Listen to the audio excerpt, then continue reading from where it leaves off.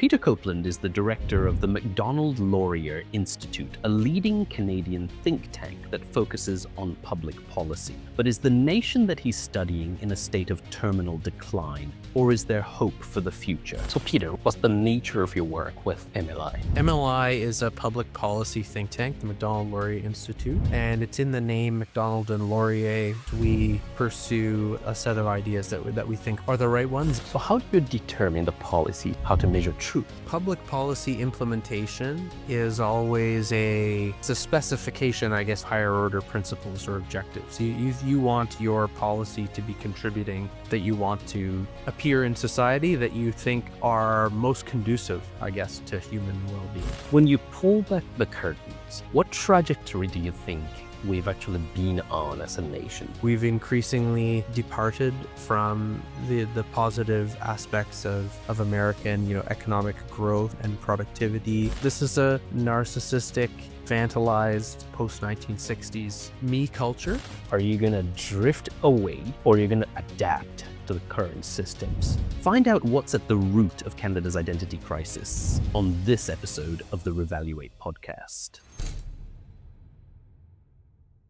So let's get into it like this. So Peter, what's the nature of your work with MLI? Yeah, so MLI is a public policy think tank, the Macdonald-Laurier Institute, and it's in the name Macdonald and Laurier, informed by Canadian political history and tradition. So John Macdonald, the great founder of the country, a great Tory conservative, and Wilfrid Laurier, one of the earliest liberal and great liberal prime ministers. So we're very much, nonpartisan and informed by, the major strands of thought and political ideas in Canadian history. And we're federally focused and nationally focused. So, we're Ottawa based, and that's the lens we apply. So not so much on municipal policy or provincial policy, but we do insofar as, trends in those areas take on a certain national importance. We cover all areas of federal and national policy, and, director like myself does that for domestic policy. And then I have peers who do the same for energy and foreign policy,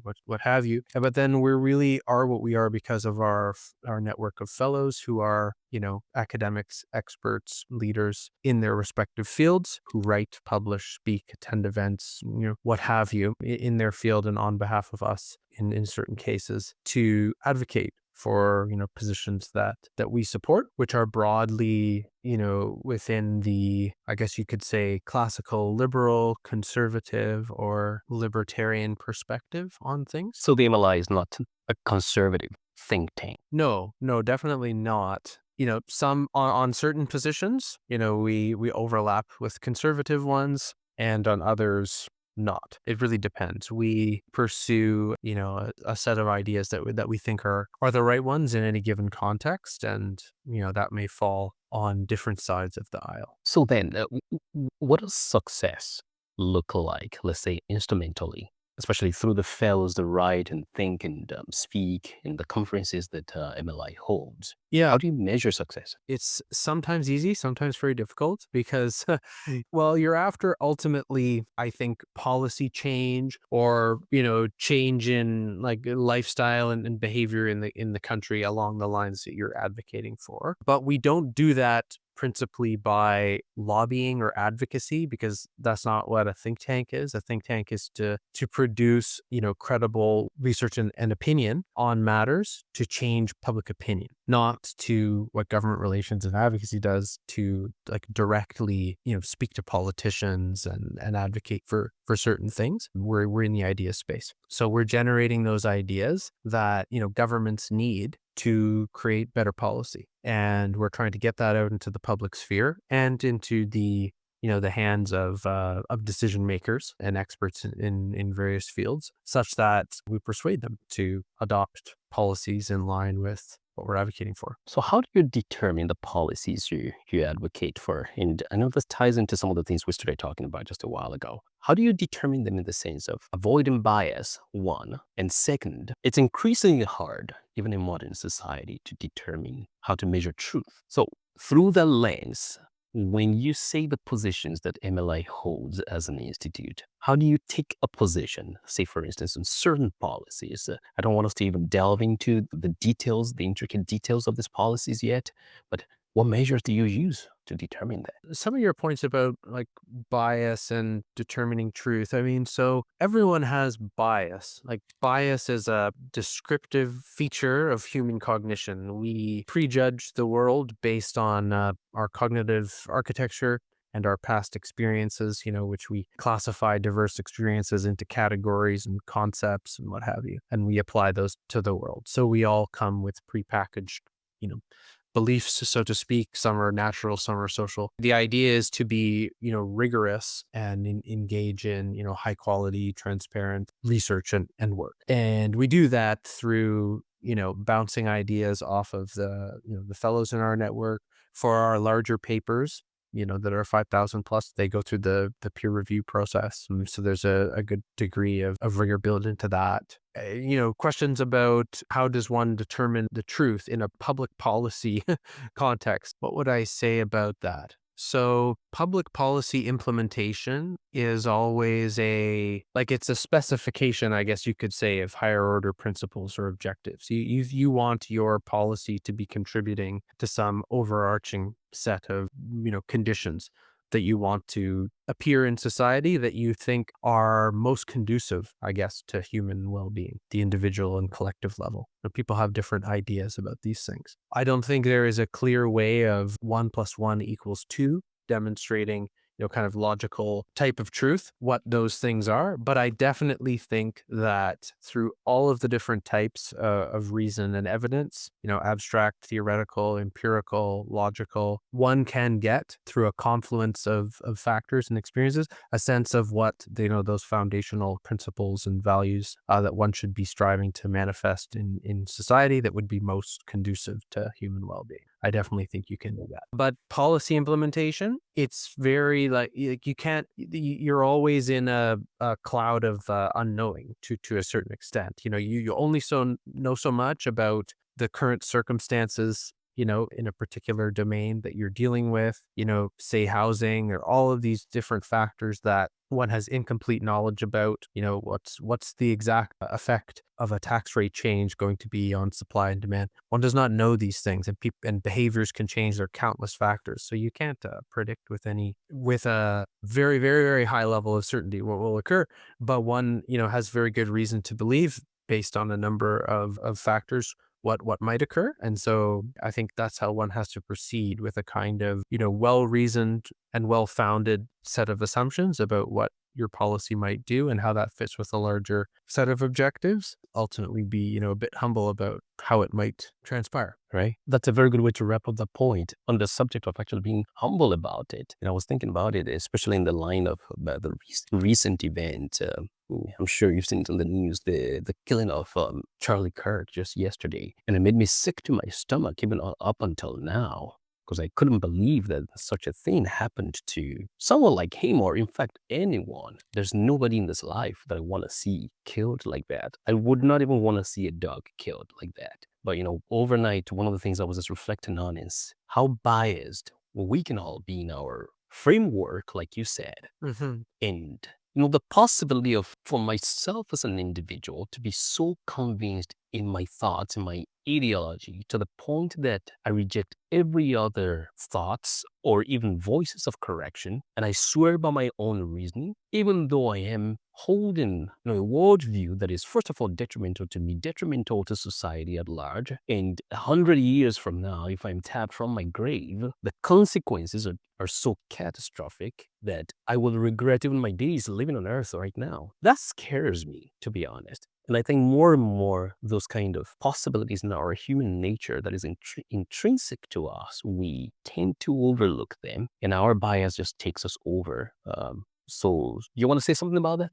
Well, sure. I think you're right to call for, in this context, it's the term epistemic humility, to have, humility about your own knowledge. And, a lot of the world's great wisdom traditions, philosophies and religions, they understand these things. Certainly, it's appeared throughout history, but the kind of hyper rationalistic certainty is a fairly recent phenomenon, in the modern period, to have such strong belief in the power of reason to explain everything. But you've said about ideology. And so ideology and in politics are about beliefs about worldviews. It's really front and center these days. So ideology is like reifying or having, like such strong fixed importance on a set of concepts and ideas to like structure and explain everything. And in the political sphere, I think like all political belief systems are their ideologies insofar as they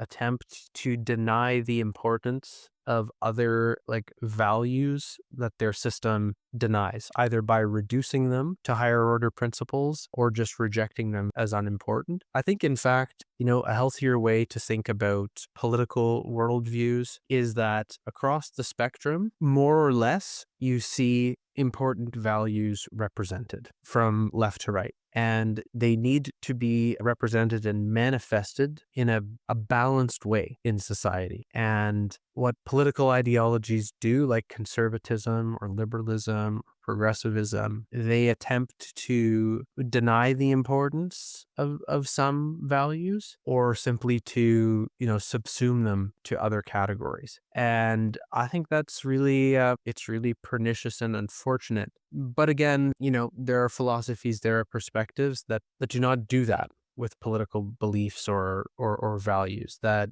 say basically there is a place and a role for all of the, significant values that we see appearing in the human experience to be realized and fulfilled in society, and to do so in a kind of balanced way, so to speak. Let's turn our attention from here, actually. I'm still in line with the trajectory of society, especially let's focus a little more on Canada, which is primarily what you research about at the institute level. When you pull back the curtains, what trajectory do you think we've actually been on as a nation? Especially when you pull all the resources that you have together from all the researchers and all the experts in the institute. Would you define a trajectory that Canada has been on? Yeah. How far do I go back, I guess? Um, yeah, maybe juxtaposing it with the United States. Canada is a dominion, a Commonwealth dominion. We, like our American neighbors, are, comprised of First Nations, like Indigenous people who were here, and early settlers who were leaving Europe for new opportunity, and a different life. One, characterized in many respects by a more ardent and sincere ability to live out their deepest convictions and values. So oftentimes these were, religious groups and sects. I guess this is quite well known, Quakers, Puritans, Catholics were coming here for that. And also to live in a degree of freedom and to have, a kind of greater control over one's governance and to move away from, older aristocratic forms of governance. And Canada did not have a revolutionary history like the United States, which, tried to throw off, kind of connections to past and tradition in many respects for a kind of radical liberty, freedom orientation. Canada did not have that. We were very much just animated by those ideals, but I think in a more restrained way, in one that, harkens back to community and history and connection to one's forebears. And so it's interesting in the time, from the founding, I think, the United States has become much more polarized and you can see kind of greater tensions perhaps in their society. Canada, much more communitarian in a certain way, like much more focused on equality and these sorts of things. But I think, post 50s or 60s onwards, that perspective came to be a bit unmoored from, the pursuit of excellence and virtue and economic growth and these sorts of things for a kind of, increasingly paternalistic state that has grown in size and pursued equality in various manifestations to a significant degree. and also a kind of individualism that is unmoored and unconnected from particular understanding of like what's good for people, basically a subjective one that you can make it up. I think our trajectory, post 60s onwards has been one in which we've increasingly departed from the positive aspects of American, economic growth and productivity and, greater freedom, and seen our own erode. And we're increasingly like unsure of ourselves as a nation. Like we don't really have, core values, apparently, according to our former prime minister. Even the question of national identity was, deemed kind of exclusive and not inclusive enough. And so, Canadians, I think today are a bit, like we're excessively polite and unsure of ourselves. We have worsening economic circumstances and prospects than some other, Western countries that, people from around the world still want to come to for that opportunity. And and uncertain of our future. Wow, that's a lot actually, and that's a little bit of a history lesson that you just took me and some of the audience through there, going all the way back to the 50s. I think the 50s or let me say the 70s was where the idea of multiculturalism really took a hold in the Canadian culture, Mm-hmm. and it looks like from there on, sense of nationhood or national identity began to erode quite drastically, to the point now that I think it's increasingly hard, which is a question which I've asked a lot of the people I talked to on this podcast, is what's the true Canadian identity? Can you define it for me? Especially in 2025, we can talk about the 50s, the 60s, when people migrated from Europe and everybody had a common goal for economic building,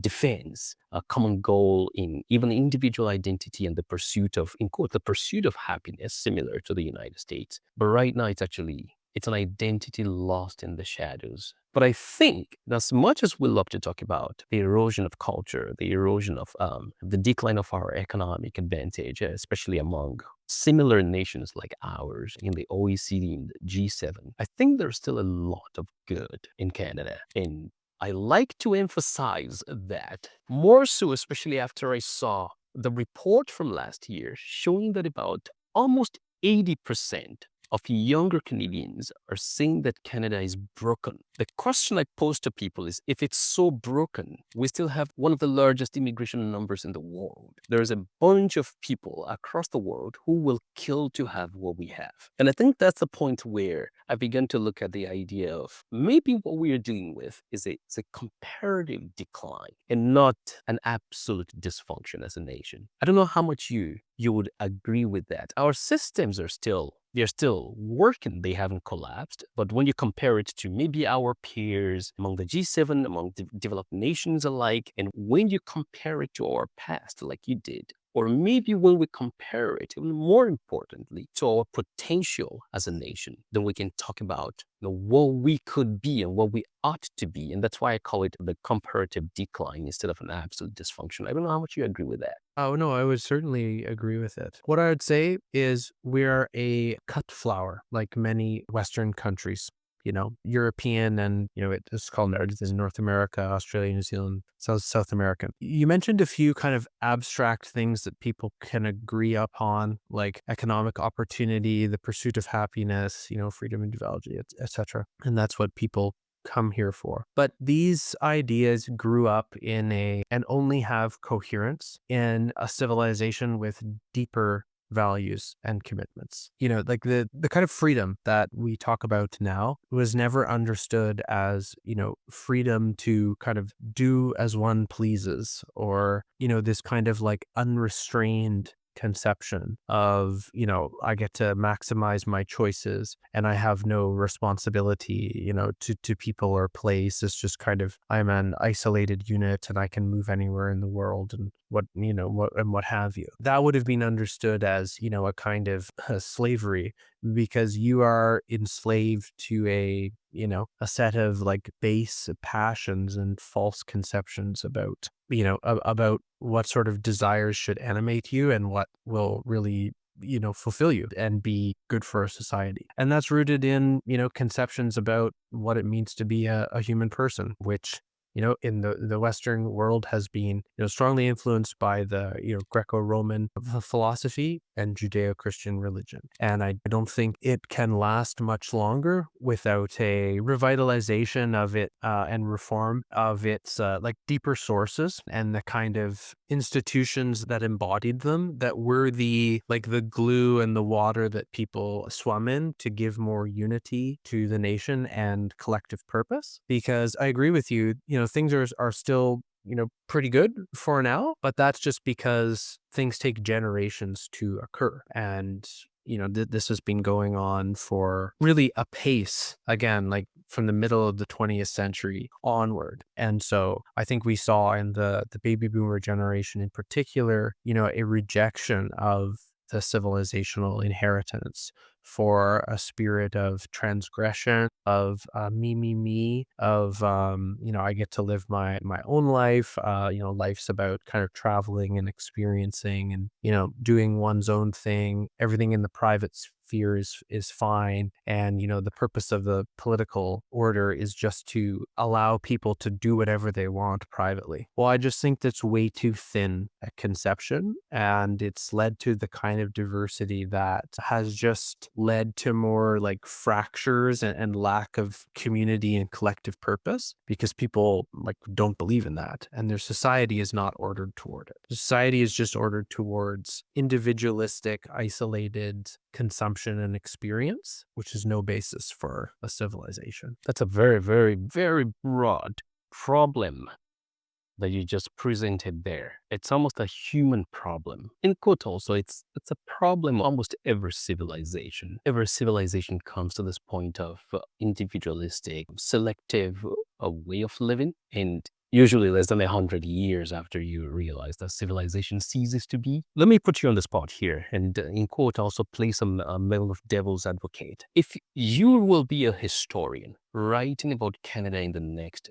30 years, because we love to talk about Vision 2050 here, which is 25 years from now. So let's say 25 years from now, you want to write the history of Canada. We've talked about the fact that some things still work right now. Maybe we are just a car that makes a rattle noise, or a house with leaky pipes and terrible squeaky floors, or maybe our buildings actually starting to collapse slowly. If you were going to write the history of Canada in the next 25 years, what would you really be focusing on now at an institutional level, at a cultural level, that you think needs an immediate intervention? Yeah, it's a really good question, and I'm not going to do a forecast or anything of what may happen. But in many respects, some of these issues are common to, like, again, Western countries in particular. The demographic decline that we're seeing from an aging population, very low birth rates. Oftentimes, it takes things to get a bit worse before they get better. People start changing their behavior once they see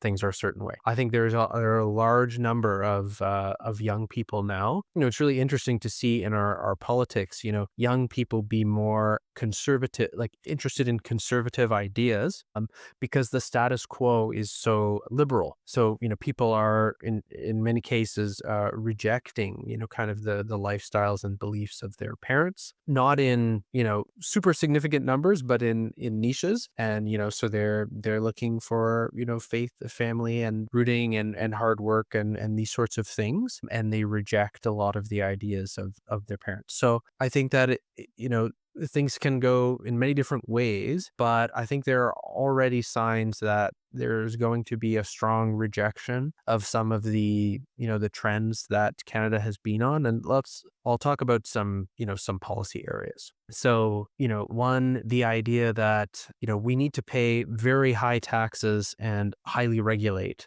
countless domains of our society for, the pursuit of goals of equity and equality, or some abstract objectives like environmental policy. Like, I think the accumulation, many of those things are good and fine in a balanced way. But if your, society and government is fundamentally animated by that philosophy, and I think it's been the case, we've seen a considerable accumulation of regulations and, growth in size of government indebtedness. That's have negative results for Canadians' economic prospects. Like we have higher tax rate than peer jurisdictions in the United States.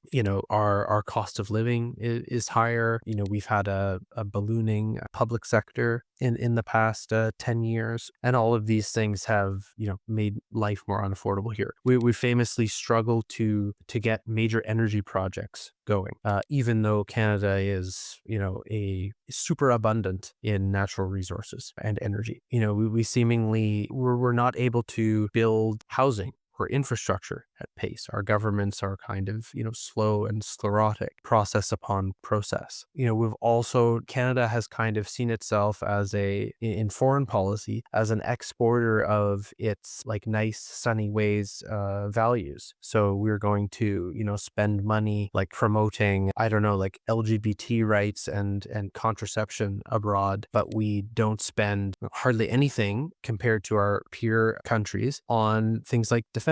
And, it's taken the United States to wake us up to this. And, finally now Canada is going to spend more on its own defense. But this is all being in line with our kind of post-national identity. We kind of see no little importance in actually, putting our money where our mouth is and footing the bill for some of these things. So we'll see a lot of changes on these fronts, and a rejection, I think, of, government paternalism, and hopefully, postmodern ideology and philosophy that is really nihilistic and does not contribute to human flourishing. Can I turn your attention to the numbers on the screen for a second here? Because it shows over 90% of the regular viewers on this channel haven't subscribed yet. It goes a long way in helping us improve the quality of work, the conversation, and the guests that you see on this channel every time. If you could just click the subscribe button right now, that would be very helpful to bring that number down to about 80%. Well, thank you very much. Let's get back into the conversation. So essentially, you're talking about an entire system overhaul. If we were going to be looking at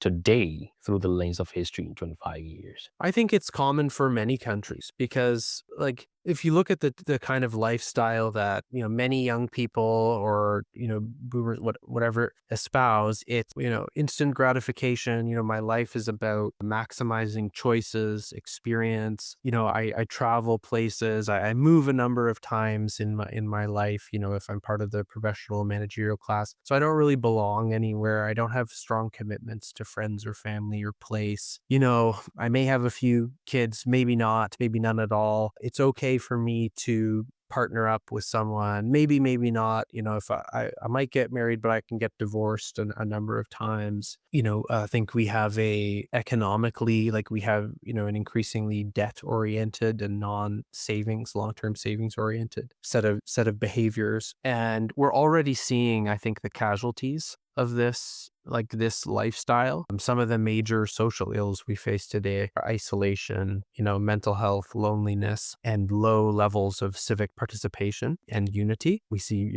high levels of polarization. And, this is a narcissistic, infantilized, post-1960s me culture that's highly secular and purposeless. It can't sustain itself, I think. Like we can't have an aging population that, I don't know, maybe we'll start to provide euthanasia even more readily to keep costs down, that a smaller, younger population will have to support. So it will mean the reduction of a lot of our entitlements. And as we know, immigration, certainly a boon in moderation, but there are real challenges with integration. And, if you're moving into a country that's kind of lost its sense of purpose and direction, there's no guarantee that, immigrants will kind of adopt some of the skills and traits that, have made, places like Canada and the United States successful economically over time. So I think they're, but in many respects, these things are extremely basic,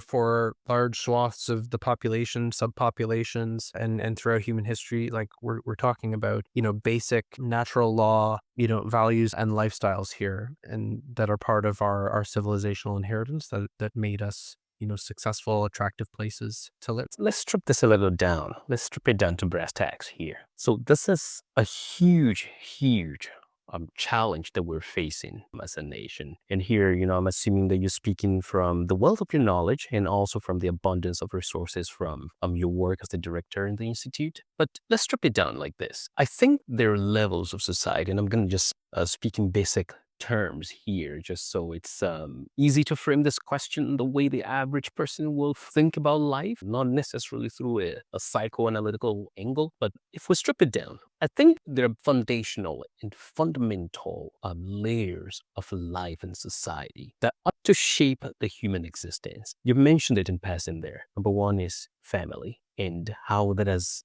also disintegrated significantly over the last decades. Then you can talk about institutions, especially when you talk about academic institution. I think that holds a significant sway also on how it shapes the mind of society. And of course, we can talk about even religious institution, which we've also deviated from that over the many decades. If we are looking at changes at institutional level, especially if we're going to bet on the current generation, or maybe even the generation that will come after you and I think you and I are probably similar in generation, but if we're going to bet on the generation following after, I think those are fundamental institutions that we should be re-examining.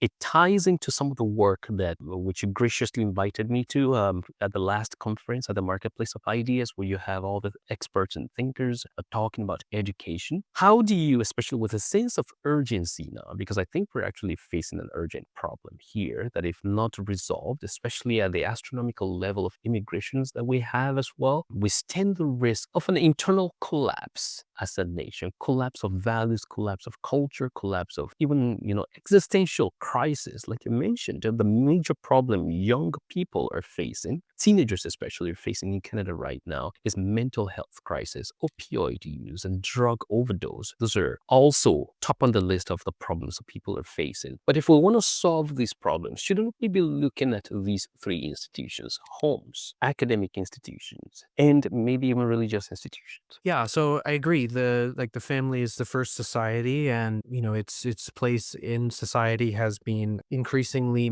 put into question, and even its structure questioned and made subject to choice and whatever someone wants to construe their family. I think that on the one hand, the changes in technology that made possible work for women outside of the home in the 50s by making housework a lot easier to be done and all of these sorts of things, that was certainly a material change that kind of shocked the system, so to speak, and is difficult for men and women to kind of renegotiate roles a bit. We also saw with increasing wealth, technological capability, and wealth, our governments we've had more at our collective disposal, provide to people in various types of need. So we've, made it easier to provide incentives and support through welfare so that people can rely upon those sorts of things rather than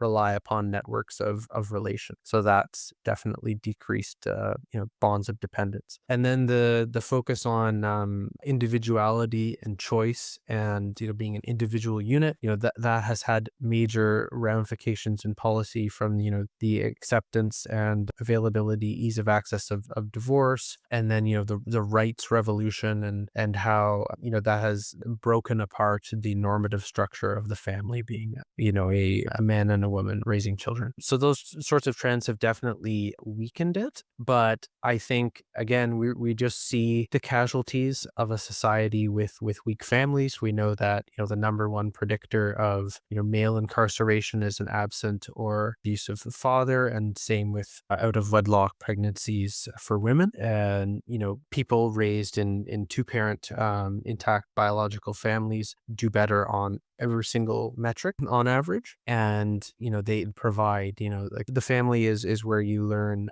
unconditional love, where that is shared and given. And so we have lots of evidence now of the effects of broken families and their negative effects. And so I think there's definitely, like, the time is ripe for policy change to improve matters here. We've written some things about this at MLI. Like if you look at the tax structure, for example, allowing people to file as a couple and to spread out their income among two people so that you're taxed at a more representative tax rate, that would be beneficial. The United States has that. They have a higher, fertility rates. That's something that could be done. I think our childcare policy was very mistaken. It has kind of, further normalized the idea that both parents have to work, which I think can lead to a decline in the quality of home life. What would be more suitable is giving parents funds to put towards either childcare or maybe part-time work, home childcare arrangements. That would be more, I think, in line with people's preferences and more conducive to a family-oriented culture. I think the slow tapering of various aspects of the welfare state, or at least being quite prudent in the construction of them, such that they don't incentivize single parenthood or people not working at all. And there are lots of clever ways of doing that, just ensuring that the benefits don't taper off drastically when you couple up, for example, and not penalizing someone too much for taking on a job part-time. If the rates can stay like a net increase in income, then that can be quite beneficial, because all of these sorts of things have reduced our dependencies on one another and eroded these structures of dependency that are crucial for our well-being. Religious institutions is an interesting one. In our Constitution and even in our Charter, God is front and center, and religious freedom is even protected in our Charter. Although one would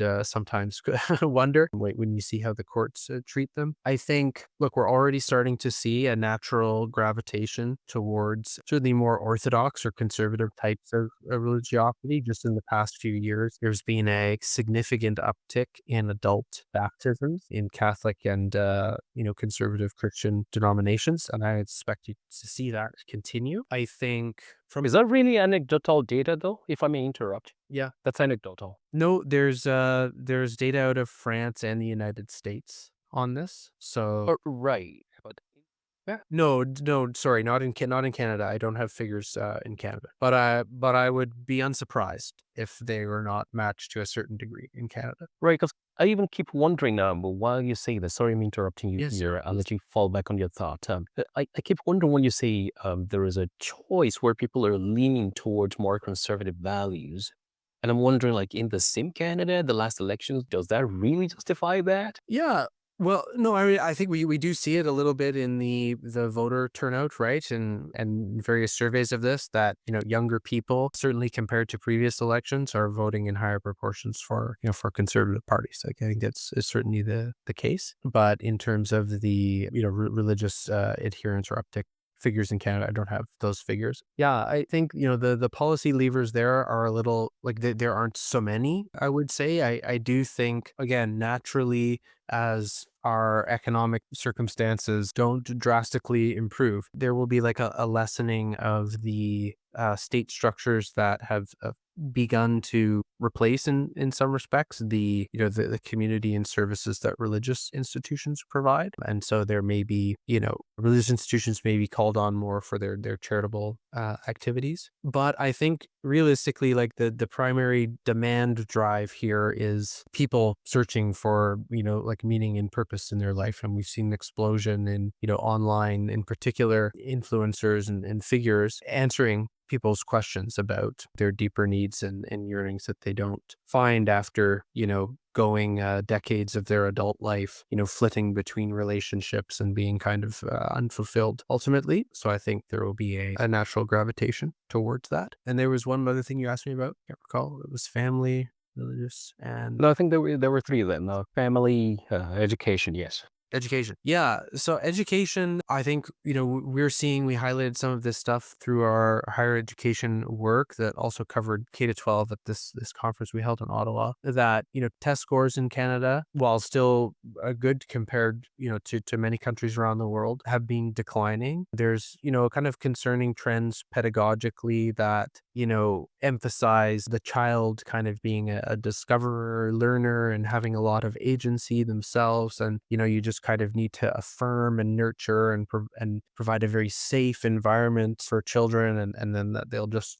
kind of grow. Whereas in fact, they certainly need a, a warm, safe environment, but they need to be challenged. And, there are very clear like methods of pedagogy for, everything from learning how to read and write to math that are evidence-based and are not being followed to the degree they should. And there's also, a pervasive, it's called like radical social justice ideology in education, K to 12, in university that, emphasizes teaching children to view the world through this kind of oppressor-oppressed lens, and to introduce, strong political ideas into teaching, such as, for example, like transgenderism or, homosexuality, different sexual orientations at very young ages, and, radical climate justice, or think of Canada as, a colonial settler state, and to kind of have statements to that effect. And unsurprisingly, certainly during the pandemic, but it seems as though there's still a kind of latent demand, building up here for non-public school, so alternative types of schooling, either private or homeschooling, as a result of some of these trends. And so, yeah, it would be interesting to see whether, provincial governments, through their control of K to 12 education, and they also hold the legislation. Oftentimes it's specific pieces of legislation that incorporate public universities, whether they, take control of governance, whether it's through trustees at the municipal level in K to 12, or boards of governors and in governance structures in universities, or by enforcing speech codes, things of this nature, or at the federal level, tweaking the requirements and eligibility for grants. I wonder, and I hope we will see more from provincial governments and federal government to reform and improve education, such that it's about forming the the character of young people according to projective, well understood moral values, and also merit, critical thinking, these sorts of tried and true principles that education should be oriented towards. I think one way to wrap up this point, because I think we started off looking at Canada through the lens of global trends, and now we're kind of zooming in on the sociocultural and even intellectual migration that we've seen of late, and the current state of the nation in that regard, and how the younger generation is gravitating towards the more traditional lifestyle, like you pointed out. One of the reasons I set out to do this podcast is not to bash on government and bash on political candidates. Not at all. I think if I wanted to do that, I would do that in my living room. It's fun doing that with my buddies while we play games sometimes. But I think on a more influential note will be to get a younger person who has been, in quote, brainwashed and tutored into a certain belief system and way of life, to be able to critically re-examine and reevaluate what life will look like for them, especially when you're just pawn on this box of social experiment or social cultural experiments that we're seeing in our time. It's increasingly dangerous for the younger generation, and even my generation in their midlife right now. It's increasingly dangerous. More and more that I see people struggling with different things. We've talked about that. I won't rehash it. I think we've talked about it at a policy level. But if anything that I see that you've also mentioned here is that the way the average Canadian or non-Canadian navigate their lives is actually a lot more nuanced than they imagine. There's a whole lot of factors that contribute to it, even when they think about why they believe in a particular political philosophy. Why do they hold it to be true? There's a lot of questions to be asked about it. And I think a lot of people fail to ask the questions. Most times the most prevalent or the loudest idea is where people tend to gravitate in our time. It doesn't mean most times that it's actually the right one. Or if you take that individual outside of a nation like Canada, is that principle actually reproducible somewhere else? Meaning, are these tested and true values that people hold on to? It's maybe even a greater reason why I do what I do in podcasting. I do engineering, I do tech by the day, and I do this in the evenings and the weekends. But it's one of the driving factors for me. And I think yourself, Emily, stands at the crux of such to be able to lead a generation out of the confusion that people have found themselves in. Because if identity is actually not grounded at individual level, at family level, I don't think we stand a chance to even ground ourselves as a nation, either with social identity, with economic identity, or whatever we want to think about as a nation. Maybe that's why I even asked you that question about the 3 levels of institutions, since you mentioned it in passing. But I think there's a whole lot for the average person to think about. I don't know if you want to chime in on this thought before I just get into a final thought here. Yeah, well, I think, people need to look at their own lives and, insofar as they're aware of some of these challenges, but may not fully understand them, insofar as they recognize them, they can look for their own, networks of people to associate with who, espouse, I guess, like contrary views. I suppose that's all I'd say on that point. That, yeah, it can be challenging to, think about the important changes at a macro level, that might need to be done to move in the right direction. But like the best thing is, moving with your feet and voting with your feet and how you behave and the lifestyle that you want to live yourself. That's really all that people can do anyway. So, it's always good to kind of ground it in concrete daily things that you can do. So more people need to think about having family, yeah, and finding some community where you can pursue a higher principles, whether that's religious or not. That's a essential component of human life, and it can't all be about narrow experiential material kind of pursuits. And yeah, and just on the educational sphere, I mean, one of the things that's causing a lot of pressure right now for the traditional institutions are things like what you're doing, the explosion of online and all of these alternative sources of information. It's, dizzying and confusing and having some negative effects, but it's also really pulling back the veil on the capture and poor quality of a lot of our institutions. And so there's a lot out there that people can look into themselves. Right, right. Jokingly, somebody asked me a question just a few days ago and said, if I were to summarize 3 points, how they can get out from poverty, and she specifically asked me to get to the level where I am. I'm not rich. I'm doing very well, but I'm not rich. But she specifically asked me to get to the level where I am. She asked me, what 3 things will I recommend? It's like, goodness, that's not hard. I said the first thing is to go to school. I said the second thing is to believe in God. And I said the third one is to get married. And she said, that's all? She said, no, if you're expecting 7 principles to financial breakthrough here, I don't have anything for you. Yeah.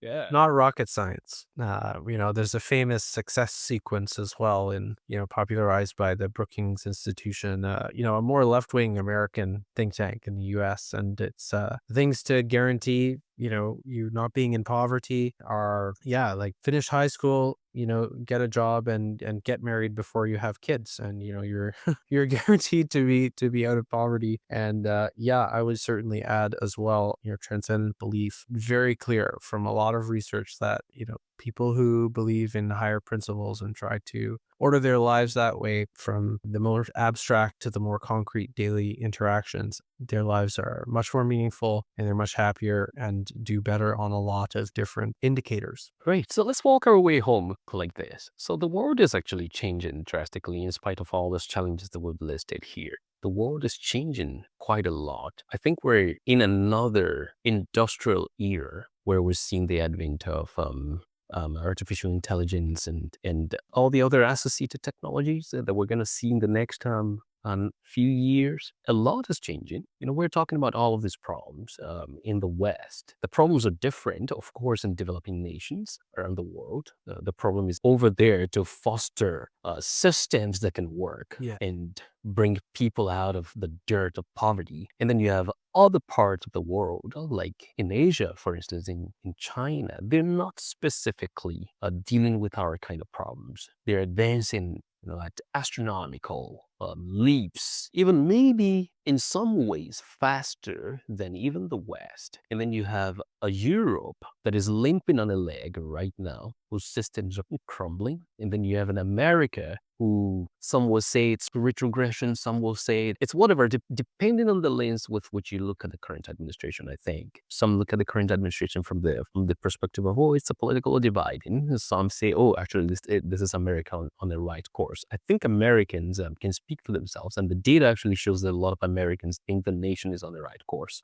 right now. But we have a Canada that's kind of sleeping at the wheel, that's kind of, fighting above our level. It's kind of still, glorying in the identity of being not American, and the identity of being the nice nation that we are, the peacekeeping nation that we are. But I think it's actually becoming increasingly dangerous for a nation like Canada. I think now it's a question of, are you going to drift away or you're going to adapt to the current systems? So I don't know what kind of urgency you see in this kind of global climate for a nation like ours. Yeah, no, I certainly do sense it. I think that, the new prime minister is doing some things right, for sure. He's far less ideological and wayward than the previous prime minister. Obviously, a competent person who's, well respected and I think has a really good manner about him. He's trying to do some things to remove the,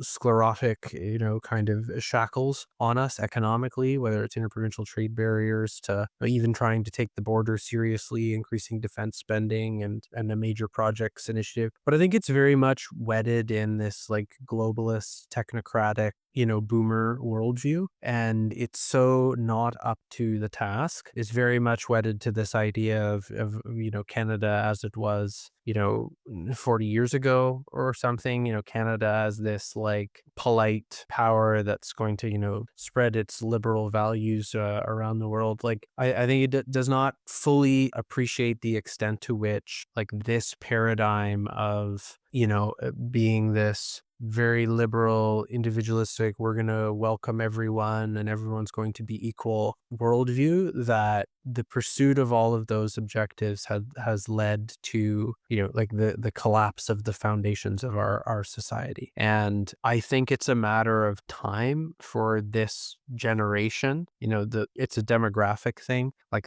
once they leave, the corridors of power, so to speak, I don't think we'll see significant change. Like even if the conservatives won, the conservatives in Canada are like kind of as far right on some issues as the Democrats are in the United States. And I'm very much not someone who, thinks conservatives have all the right ideas or liberals or what have you. I think the current situation is such that there has been excessive overemphasis on liberal and progressive ideas, such that a significant course correction is required. Yeah, I think if you look at like conservatism in Canada, it's very lukewarm, it's very ineffective, and it just takes some ideas from American conservatism. And I think that, so to sum it up, I think, there's some good things being done for sure by the current administration in Canada. Definitely not up to the task. I don't foresee significant departure from this way of thinking that has had its time and no longer applies until another,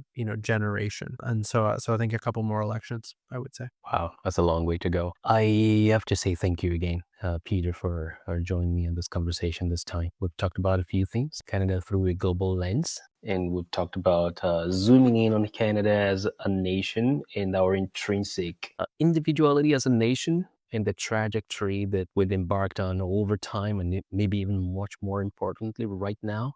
And how each person ought to think about their lives, especially not necessarily through a macro level, but thinking about their lives, what's shaping their thoughts, their leanings, their philosophy as individuals, and even the urgency that you talked about now with which we need to address some of these concerns as a nation. So there's a lot we've talked about in the few minutes. And thank you again. It's such an honor to have you on. Thank you, Lauren. I know we covered a lot of ground and at levels of abstraction, that hopefully were accessible, but really interesting dialogues you're doing here. I think it's important to have these kind of wide-ranging conversations. So commend you for it, and thank you for having me on.